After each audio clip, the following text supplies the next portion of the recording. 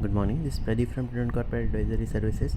Nasdaq में कल 1.3% का उछाल देखा गया। S&P 500 डाउ में 0.8% और 0.3% की बढ़त देखी गई।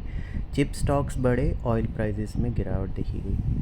ट्रम्प ने कहा कि ईरान ने उनको कॉल किया है डील करने के लिए, इसी के चलते ऑयल प्राइसेस में गिरावट देखी गई।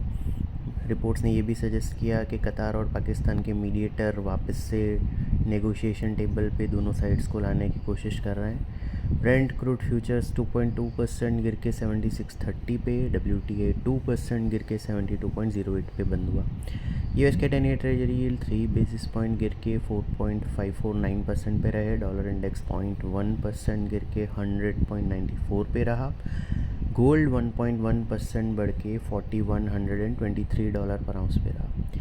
यूरोप में कैक और डेक्स 0.9% बढ़े, फुट्सी 0.2% नीचे रहा।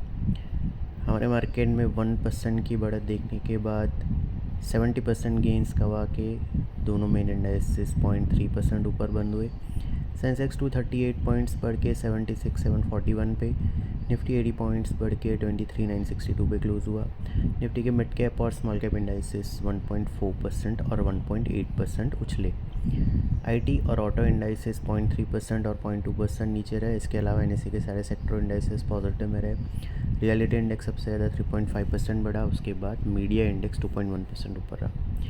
FIs की कैश सेगमेंट में 533 करोड़ की नेट सेलिंग रही, पर इंडेक्स फ्यूचर में 400 करोड़ की, स्टॉक फ्यूचर में 1300 करोड़ की नेट बाइंग रही। डोमेस्टिक इंस्टीट्यूशन की 2100 करोड़ की नेट बाइंग रही। ₹17 अप्रीशिएट होकर 95.39 पे क्लोज हुआ। आज निकेई 2% से ज़्यादा गेन के साथ ट्रेड कर रहा है। हैंगसेंग और शांघाई 0.8% और 0.4% ऊपर हैं। गिफ्ट निफ्टी हमारे मार्केट के लिए करीबन 100 पॉइंट हायर ओपनिंग सजेस्ट कर रहा है। कल हमने बताया था कि 23,805 जो वेडनेसडे को बॉटम बना था और जहाँ पे 34 DA में भी है, वो इमीडिएट सपोर्ट है और 24,300 इमीडिएट रेजिस्टेंस है। निफ्टी ने 24,134 का हाई बनाने के बाद 23,962 पे क्लोज दिया। आज ये 24,050 के आसपास खुल सकता है। 24,300 इमीडिएट रेजिस्टेंस के तौर पे कंटिन्यू कर रहा है। 23,805 इमीडिएट सपोर्ट के तौर पे कंटिन्यू कर रहा है।